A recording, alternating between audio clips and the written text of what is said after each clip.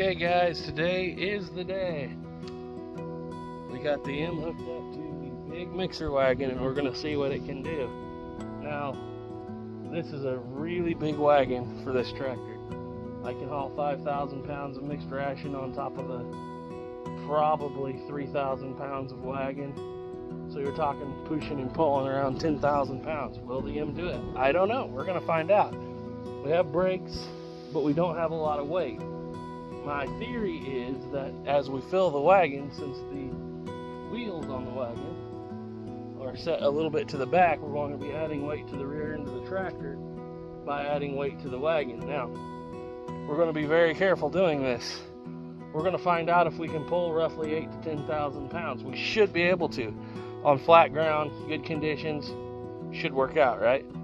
Now, most of everything I have to feed is pretty flat, except for one very steep hill.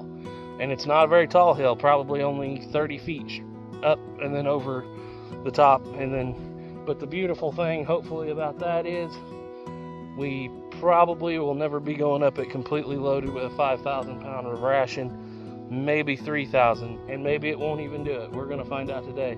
Worst comes to worst, we unhook it and put one of those more modern tractors back on it. The reason we're doing this is because modern tractors have your air conditioner condenser, your transmission coolers, all that stuff is right there in front of the tractor. Very hard to keep cleaned out. There's all kinds of protective stuff around the exhaust of the modern tractors that constantly catches hay, and you have to basically break the whole thing down every couple days just to clean it out so it don't catch on fire. And so our theory here is that, and it's just really hard on those modern equipment to run all day, every day in the winter with mud and ice and hay, and the sensors in those modern tractors don't like that very well. But we're going to attempt this. If it doesn't work, it doesn't work, and we'll do something different. Maybe we'll find something with a little more power. But we're going to try this. Like I said, my biggest issue I think I'm going to have is not going uphill. It's being able to stop this load, right? So under no circumstances are we ever going down that steep hill loaded at all. We're going to be empty coming back, and if for some reason we have to come back loaded, I'll just go around to a little longer way that doesn't have that hill in the road. So without further ado, we're going to load this thing up and give it a try. You guys have been watching this series along with me, know we came from a stuck rear end, locked up motor, everything in this tractor, and we didn't spend a whole lot of money on it. A little bit, mostly for oil changes and this and that, and fuel filters and little odd and end stuff. But we have gone from completely locked up, hopeless piece of junk that only the tires and rims were worth anything to possibly this tractor could be doing daily work. All right, so we have done a little bit of work on the fuel system here. We got new fuel lines. The old ones were dripping. If you see a wet area down there on top of that belt pulley box, that is just where the fuel dripped out whenever I completely, there's another hose clamp, what do you know? Whenever I pulled that old system out, I cleaned the bottom of the tank a little bit, pulled that sediment bowl out, put an inline filter. I know a lot of people don't like that, but we're doing it at least for a little while just because there's still some sediment floating around in the bottom of that bowl. But anyway, let's give this thing a good old cold start. It's about 45 degrees right now, so not terribly cold. Never standing in front of a tractor to start it, I know. I'm just doing it right now because I absolutely know that's clear. We have a key switch now. Key switch on. I'm going to try it without any choke and see what happens here. Like I said, cold start. I fixed the throttle that was springing back, so we're going to give it about quarter throttle. Let's see what happens. Hasn't started in a day, over 24 hours.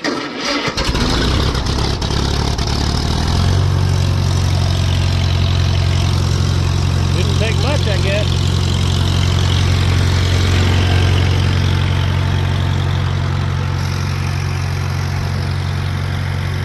Give her a go.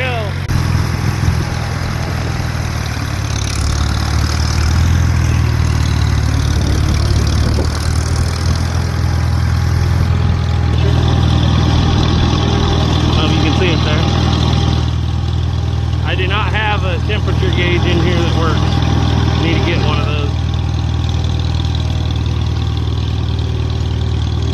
Okay, clutch in. Have to be in neutral because I still don't have live PTO. PTO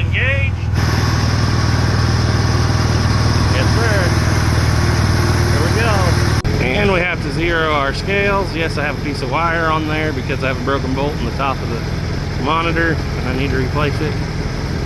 Let's zero. Alright, here we go. Man, from here that M looks awful small on that big wagon. I hope we can pull this off. Now you may say, Garrett, after that talk you just gave us about wanting to use older, more simpler equipment, more simple, not more simpler. Why in the world are you using a fairly new Holland tractor with a grapple bucket loader? Well, fact of the matter is I don't have an older loader that can load to the capacity I need. You know, we're going to be feeding well around 30,000 pounds of ration come January, and capacity means a lot. Let's do this without making a mess. First bucket of hay for the year. If I can pull this load easy enough, the others will be pud. This is going to be a little over 4,000 pounds. I'll get, in the wintertime, my heaviest loads will be up to about 5,000 pounds of ration. When you get over that, you start breaking the frame on that wagon, and it has been fish plated quite a few times. We don't want to have to do that any more than we have to.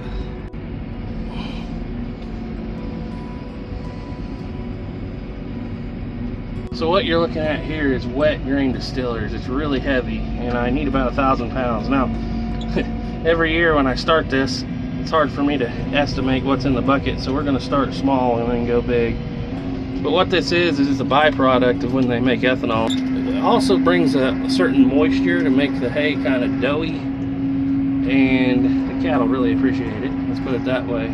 Good protein. And what we have here is a bucket of corn silage. Funny thing is, you can't really grow corn in our country in south central Kansas, north central Oklahoma most of the time. But this year was an odd year, and we were actually able to grow some corn, and we chopped it to silage, which means it's got grain in it, it's got moisture, it's got protein, and it's just a really good mix. Alright, so we were shooting for a 4,200 pound load, and that's about where we are. It'll bounce around a little bit like that. My curiosity was, would this have enough PTO horsepower to mix such a heavy load of good wet distillers and silage and hay? But this is just a little above, we're just a little above idle. And that governor kicked in, and she's doing the job thus far. And as Farmall fanatic would say, regulators mount up.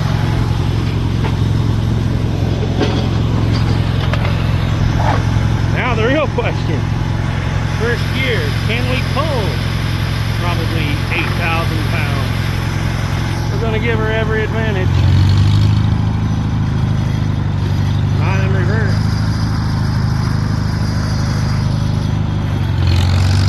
Oh yeah, here we go. Not only can we pull it, we can still steer. I was kind of curious if that was going to be an issue. But, no, we can still steer. Thought I might have to add some front weight. We definitely have plenty of back weight. Just rolling around on flat ground thus far, not too bad.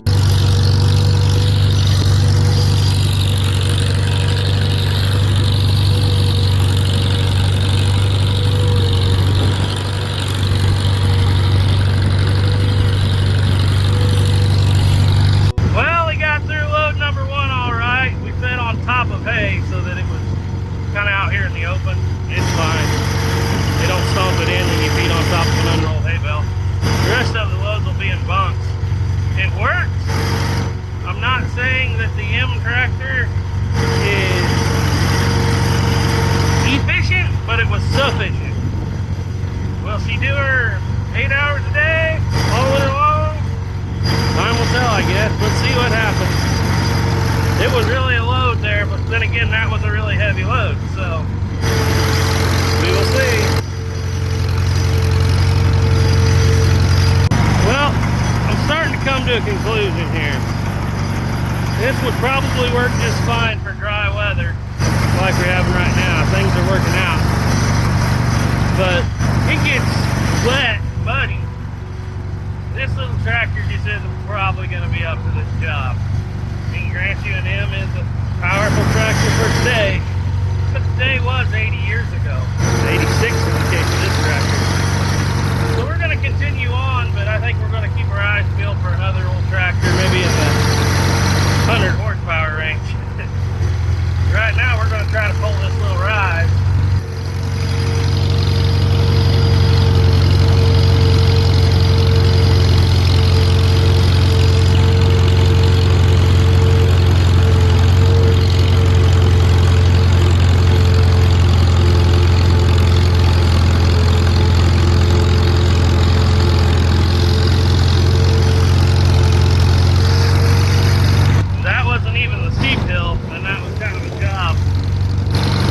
Continue on though. Pulls this load pretty good in third gear.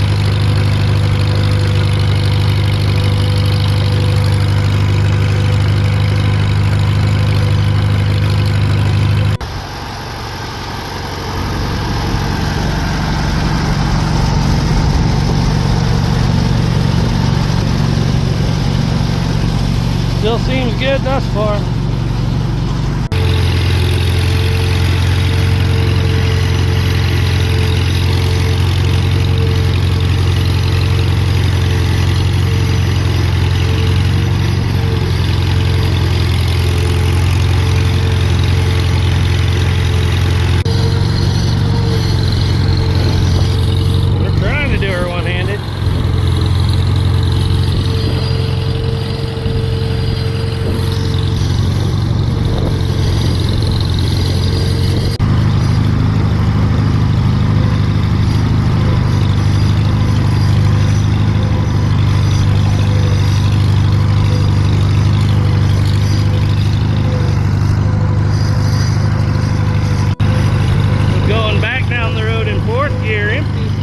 That's pretty easy.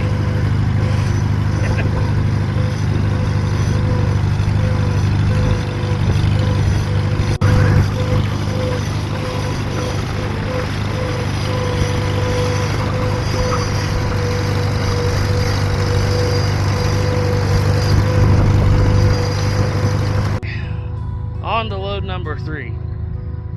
Takes about an hour a load. When we hit January, February, you're gonna see you have to run around 8, 9, sometimes 10 loads a day. And that is when I'm afraid our little M wouldn't hold up.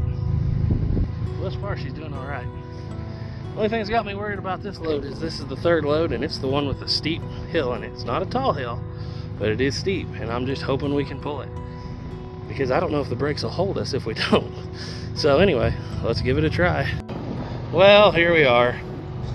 Now, like I said, it's not a big hill. It's probably only 45, 50 feet of incline.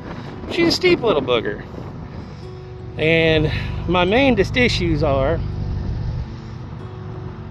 if we stall out, I don't think under perfect conditions my brakes might not hold us. And if everything was under perfect conditions and the brakes did hold us, we might just skid the wheels all the way to the bottom. Luckily, I got a real wide entrance here, so if something does go south, I'll just guide her back down. Believe me, I've done it before, and it won't be no big issue. But if something goes south, you guys are probably getting thrown in the weeds, so I can use both hands and both feet.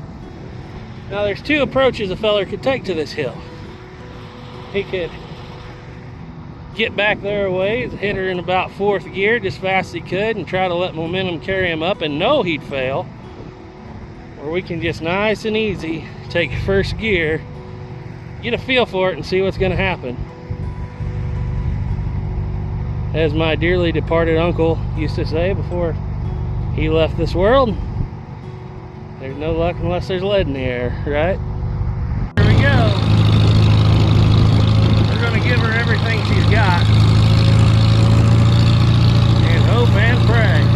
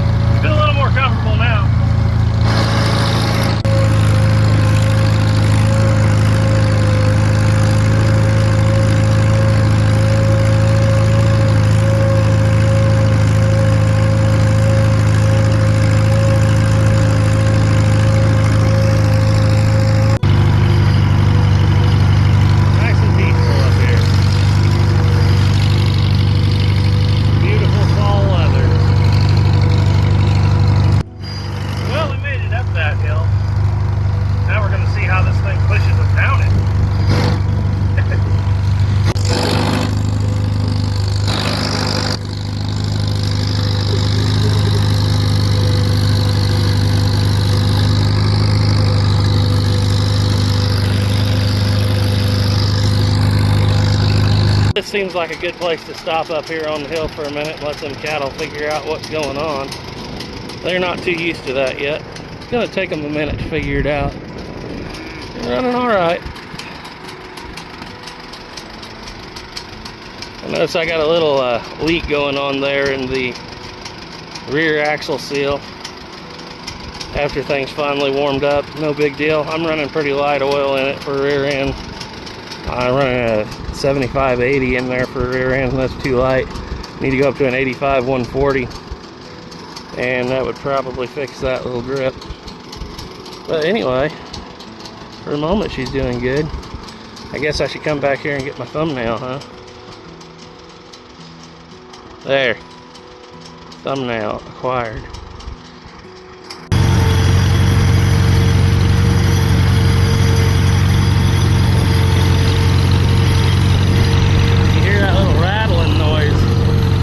Because I still don't have one of the shepherd's hooks for this back right side, or back left side anyway, of the hood.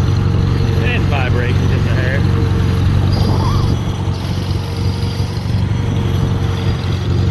Still a work in progress.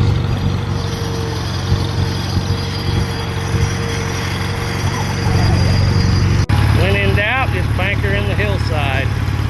That's the oldest parking brake known to man, and it still works.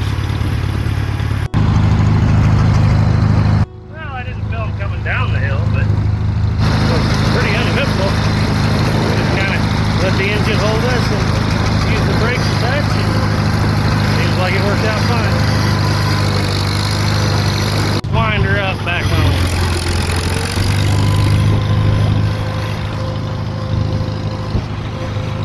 Get up to fifth. Not fifth gear, just fifth throttle notch. Or not notch, but fifth area on the throttle, we'll call it. I could pull this in fifth gear, but it's so scary fast, I don't even want to attempt it. Well, one more load, one more 4,200 pounder. Then we'll assess. Well, after that first load, I was a bit nervous, but as the day goes on, I've gained a little more confidence there. So maybe my tune's changed, I don't know, we'll see. I don't know how this thing will operate when it gets wet, muddy. Definitely won't pull that hill then, but there are other ways to get up there. Thus far, knock on wood, she's doing her thing. Only have one issue, and I'll show it to you when we get back. Well, we made it through 4 loads. Confidence in her. You know how it is when you work on an engine like this and you've had it apart as far as we have. Every little different sound you think is an oncoming disaster. But I think I'm getting used to it. Running pretty good, really. If anything, me running a small inline fuel filter might be holding us back a little bit on the capacity of fuel, you might say. So I may need to get a bigger one, and who knows, if I get to where I'm getting no junk in the filter at all, I'll probably just take the inline out and just run to the sediment bowl. That's how you're supposed to do it. But thus far, it's been running hard for about 4.5 hours. Doesn't sound like she's having too many issues to me. Yet, anyway. Well, we made it. That cool down. Well, we just shut the gas off and it's cooling down there. Did pretty good. Right, Ruben? Ruben thinks you did good. It's not even hot, really. You put your hand right down here on the engine block. Barely warm. I mean, it's warm enough if you hold it there for a minute, it might burn you, but the engine itself is not really hot after 4 hours. 4.5 hours of running as hard as it's probably ever ran its life. When you load 4,200 pounds, throw that PTO on, run that hydraulic pump, and roll along while it's mixing that, dumping it, and pulling it. That's a lot of stress on the old M. But I think we got through with it. It has a big bowl here. I just shut the fuel off, let that cool down, let it die itself out. I'll turn you around and show you our one issue. I was going over a rough spot and I heard crack. And I realized that my drawbar support bar there has broken. But if you look at it closely, you can tell it's been cracked right there for quite a long time. So what we're going to do is get some heavy duty angle iron, blow a couple holes in it with a torch, put one in there, and then put one in down here on this steel, and bring that back up and get a new support bar in there. But outside of that, she did pretty good, and that really didn't affect much because it's got so many heavy bolts holding it together. Other than that, well guys, I call that a complete revival. Not a restoration, but we took basically a junkyard tractor, locked up front end, locked up rear end, and went from not being able to do anything to now she's splitting wood, pulling hay wagon, pulling her fair share of weight, being 86, 85, 86 years old at this point. But that's where we're at. I might put all of this whole journey into one big video. If you go back, because there was a lot of shorts footage some people didn't see, a lot of main video footage some people didn't see. But the old M is doing the job again. Hi, Ruben. Alright, we'll see you guys on the next one. Thank you, Noah, for all your help on this project. Couldn't have done it without you. You're a scholar and a gentleman.